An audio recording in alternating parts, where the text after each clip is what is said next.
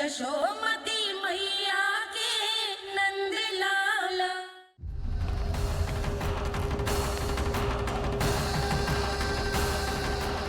आप तो मेरी प्रतीक्षा में पहले से ही खड़े हैं यमदेव। तब तो आपने मेरी चुनौती के बारे में भी सुना ही होगा। कहिए, क्या उत्तर है आपका? मेरा स्वागत करके अपना राज्य त्यागेंगे या मेरा सामना करके अपने प्राण? हे असुर श्रेष्ठ, मैं आपकी अधीनता स्वीकार करने के लिए तैयार हूं। बस एक विनती है मेरी। शर्त को विनती का नाम देकर पहलाना चाहते हो मुझे यमराज? असुर राज मूरा के सामने शर्त रख पाओ, इतना सामर्थ्य नहीं है तुम में। इसका आभास है मुझे असुरराज, पर मैं आपकी अधीनता स्वीकार करूं इससे पहले आपको स्वामी धर्म का पालन करना होगा। मेरे पुराने स्वामी के क्रोध से मेरी रक्षा करनी होगी आपको। कौन है तुम्हारा पुराना स्वामी? भगवान श्री नारायण। और छोटी माँ, मूरासुर को तो श्री नारायण से भी रक्षा का वरदान प्राप्त था ना? यही तो श्री नारायण की लीला थी बलराम। पर वो राक्षस अपने दम में जे समझ ही ना पाओ कि वो क्या भूल करने जा रहा है। अब पहुंच गो भगवान श्री नारायण को चुनौती देने के लिए।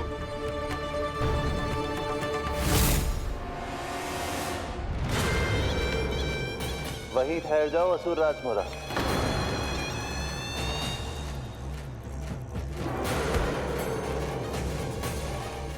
यहाँ क्यों आए? आपको पराजित करने और ये वैकुंठ जीतने, ताकि मैं यमलोक का स्वामी बन सकूं। फिर आओ, युद्ध भूमि में मेरा सामना करो।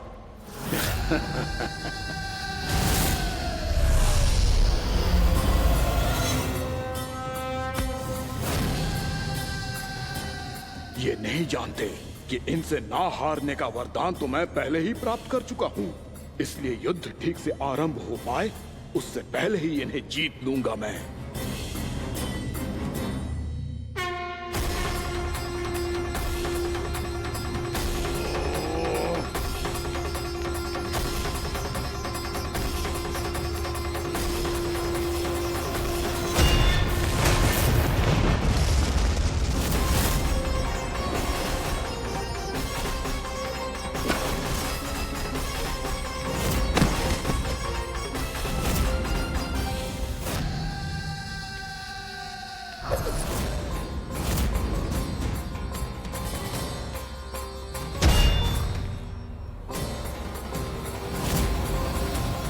और इस प्रकार ये युद्ध वर्षों वर्षों तक चलता रहो।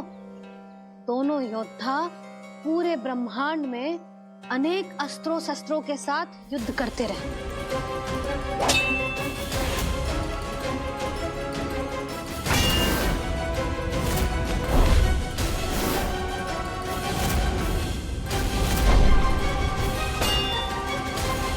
फिर क्या हुआ मैया?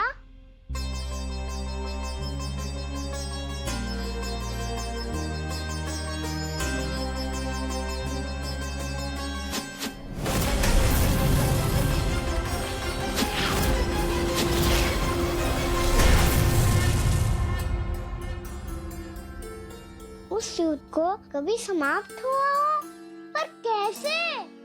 शीघ्र ही वो राक्षस थक गौ लल्ला।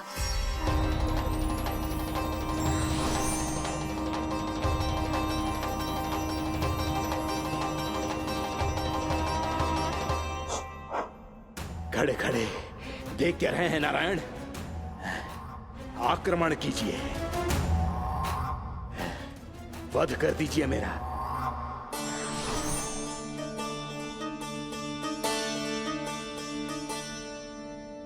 मैं तुम्हारी वीरता से प्रभावित हूं,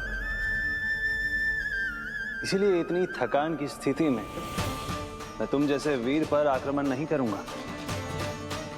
जाओ विश्राम करो। यदि फिर से युद्ध करने की इच्छा हो तो तुम्हारा स्वागत होगा।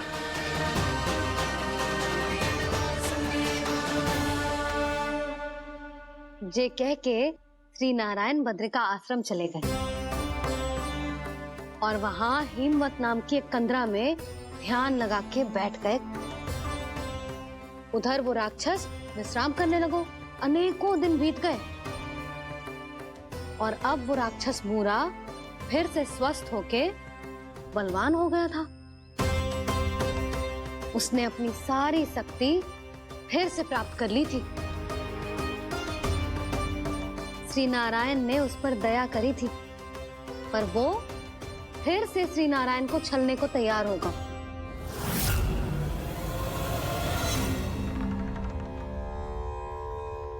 ध्यान में बैठे बैठे श्री नारायण योग निद्रा में चले गए,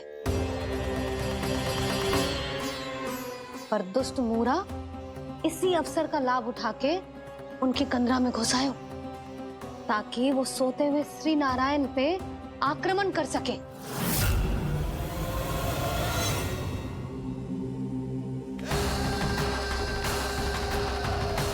आज इस लंबे युद्ध को जीतकर अपने इस अंतिम शत्रु का भी अंत कर दूंगा मैं।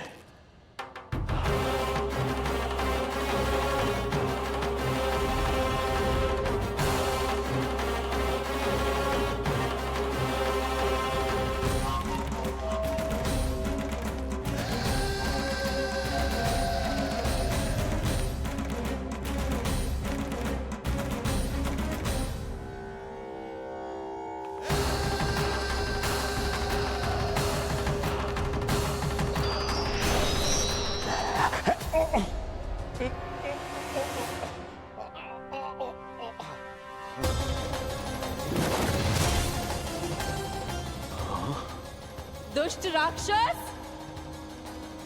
प्रभु ने तुझ पर दया की, तुझे संभलने का अवसर दिया। तू इन्हीं पर ही छल से वार करने चला है।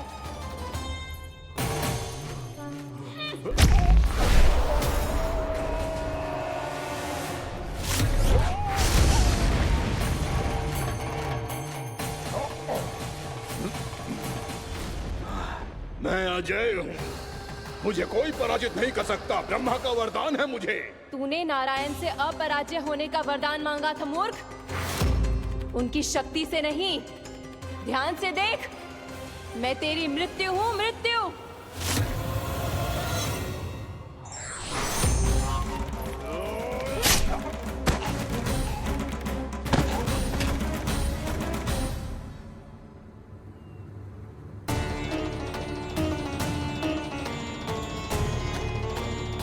वो देवी कौन थी छोटी माँ? और कौन बलराम, वही तो थी देवी एकादशी।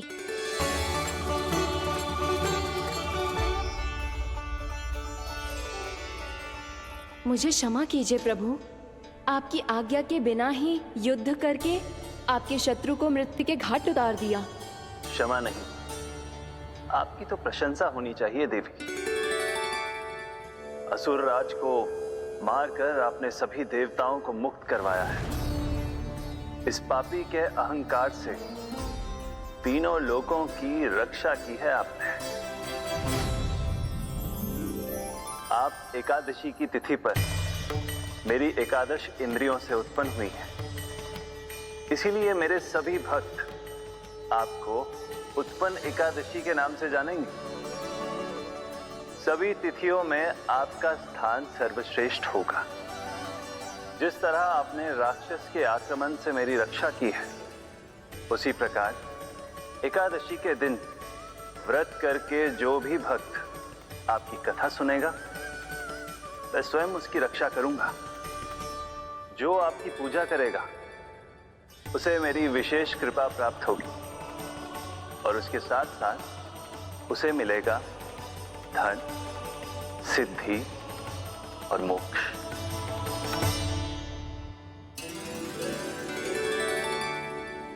इसीलिए आज के दिन व्रत रखने का बहुत अधिक महत्व होता है।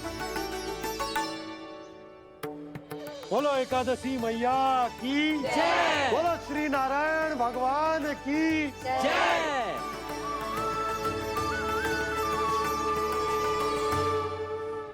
प्रभु की कृपा से एकादशी का महत्व भी पता चल गो और मेरा व्रत भी सफल हो गो। अब भी नहीं भूला रहा, एकादशी का व्रत पूरी तरह तभी सफल होता है जब द्वादशी के दिन उसे पूरा किया जाता है।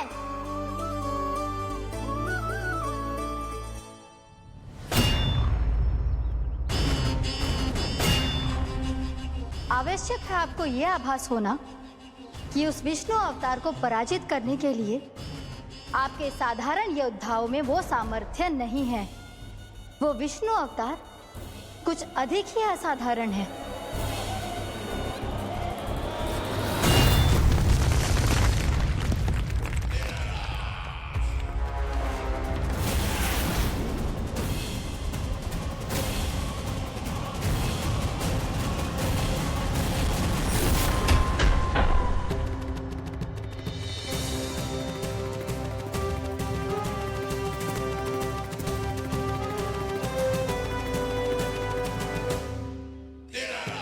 अब मैं दिखाऊंगा उस विष्णु अवतार को असाधारण शत्रु क्या होता है।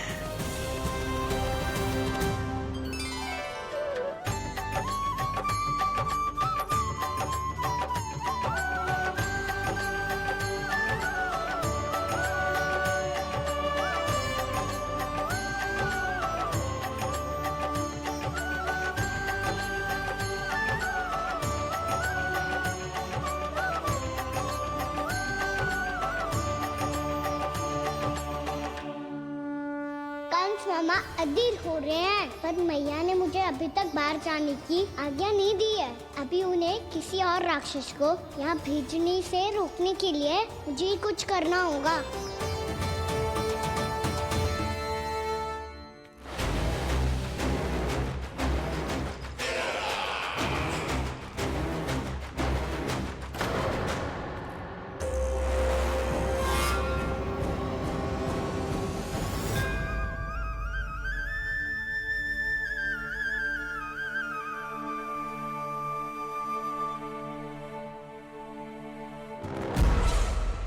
कौन हो तुम? बचपन से ही मुझे मारने का सपना देख रहे हैं, फिर मुझे ही नहीं पहचानते।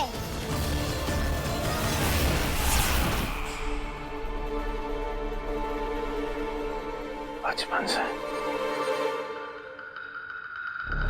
विष्णु अवतार। कोई कान्हा बुलाता है तो कोई मुरलीधर पुकारता है, कोई माखन चोर कहता है, कोई कहता है चिच्चोर। पर विष्णु अवतार इस नाम से तो बस आप ही मुझे बुलाते हो मामा जी। इतना साहस ये तो यहाँ आ गया है।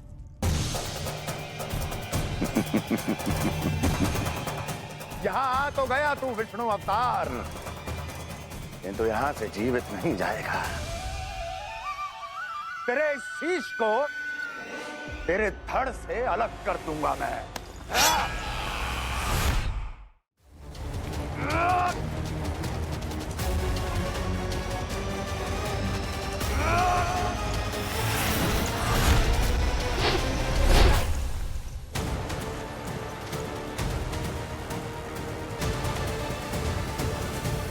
वहाँ कहाँ देख रहे हो मामा जी? मैं तैयार हूँ।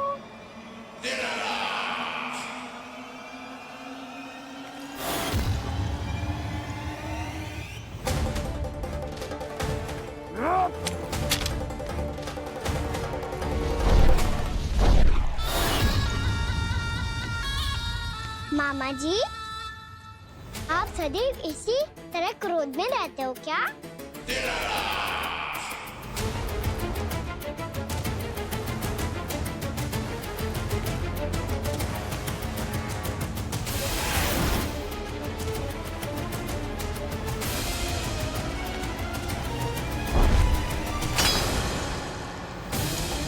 छोड़ छोड़ मेरी तलवार को। छोड़ो तो तब जब पकड़ा हूँ।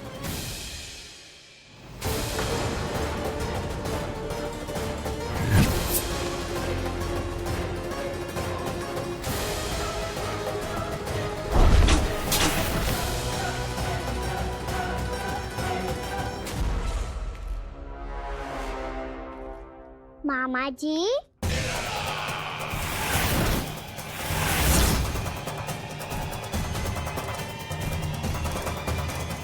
आप थक गए होंगे, थोड़ा विश्राम कर लो। आपका तो पता नहीं, मैं अवश्य थक गया हूँ।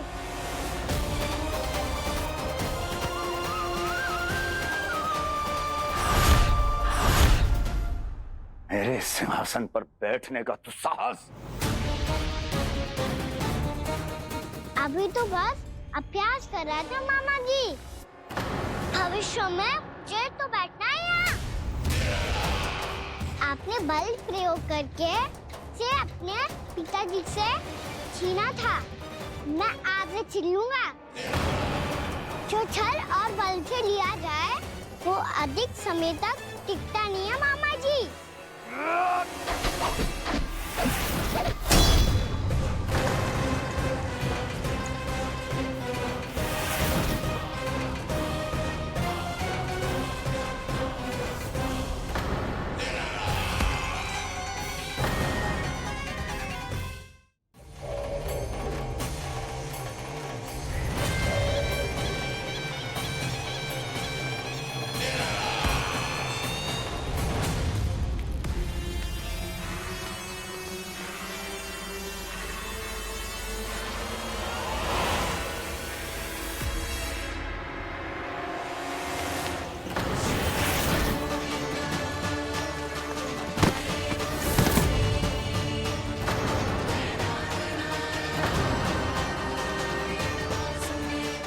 शीघ्र ही आपको ये सिंहासन छोड़ना होगा।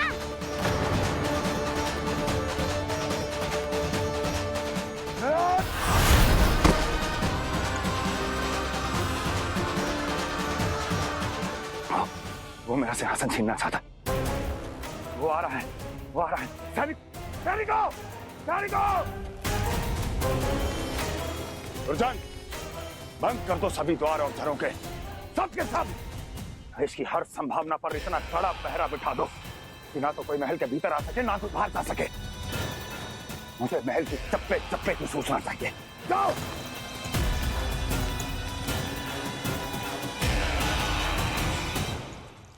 सिंहासन।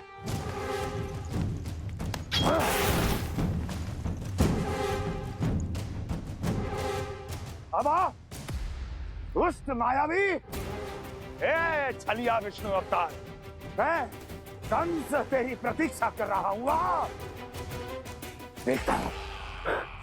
देखता हूँ मेरे सिंहासन पर कैसे बैठता है तू।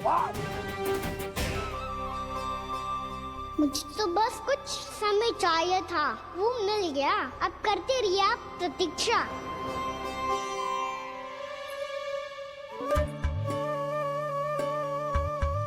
जी अपने आप से बातें क्यों कर रहे हैं जी?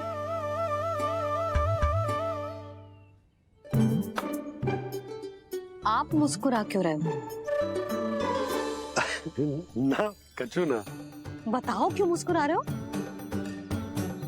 तुम्हीं पर गए हैं जी। जब तुम व्रत करती हो तो तुम भी ऐसा ही करती हो।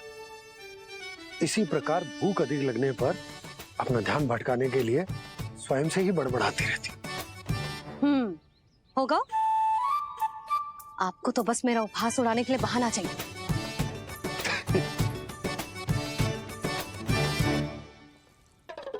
लल्ला, भूख लगी है?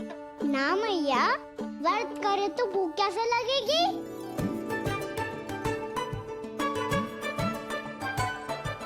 यदि लगी हो तो छोटे बालकों को थोड़ी बहुत भूल चूक क्षमा होती है। कछु ना तो फल तो तू खा ही सकते है। अब तो पूरे नियम और विधि विधान से व्रत तोड़ूंगा। कल द्वादशी के सुबह मुहूर्त के अनुसार। ठीक।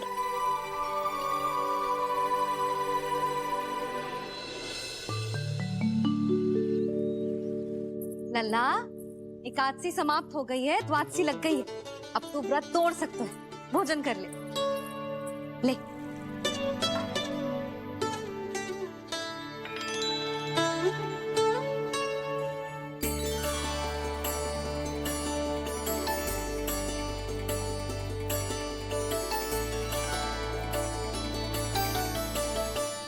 आज तो कार्य कर लीजिएगा। मैं ना चाहती कि सब गांव वाले फिर से आपका उपहास उड़ाएं। अरे इसी क्षण कार्य आरंभ करना आवश्यक ना है, कुछ खा तो लो। कल भी पूरे दिन व्रत में रहे, अब तो कुछ खा लो। ना ना, अभी बिल्कुल भूख ना है। और हाँ भगवान, तुम्हें चिंता करने की आवश्यकता नहीं है। आज मैं किसी को भी 2 शब्द कहने का अवसर नहीं दूंगा। अरे कुछ खाओगे पियोगे नहीं तो कैसे रहोगे?